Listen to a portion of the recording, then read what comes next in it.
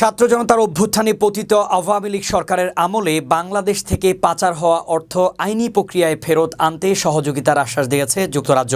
সোমবার শিল্প উপদেষ্টা আদিলুর রহমান খানের সাথে বাংলাদেশে নিযুক্ত ব্রিটিশ উপ হাইকমিশনার ও উন্নয়ন পরিচালক জেমস গোল্ডম্যানের সৌজন্য সাক্ষাৎ করেন। সৌজন্য সাক্ষাৎ শেষে এ তথ্য জানিয়েছেন শিল্প উপদেষ্টা। এ সময় পাচার হওয়া অর্থ ফেরাতে যুক্তরাজ্যের সহযোগিতা চান শিল্প উপদেষ্টা। এই ব্যাপারে দৃঢ় প্রত্যয় ব্যক্ত করেন জেমস গোল্ডম্যান। এর আগে শিল্প মন্ত্রণালয়ের পক্ষ থেকে উপ হাইকমিশনারকে আন্তরিক শুভেচ্ছা ও অভিনন্দন জানান উপদেষ্টা।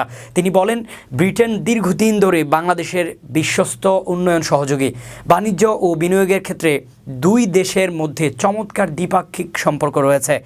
একসঙ্গে কাজ করার মাধ্যমে এই দ্বিপাক্ষিক সম্পর্ক উচ্চতর অবস্থায় উত্তরণ করা সম্ভব।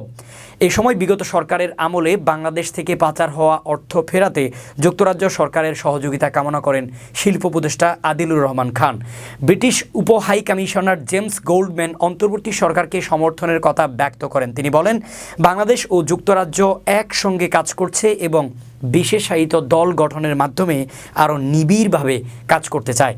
তিনি বাংলাদেশ থেকে আইনি প্রক্রিয়ার মাধ্যমে পাচার হওয়া অর্থ ফেরত প্রদানের বিষয়ে সহযোগিতা করার দৃঢ় প্রত্যয় ব্যক্ত করেন।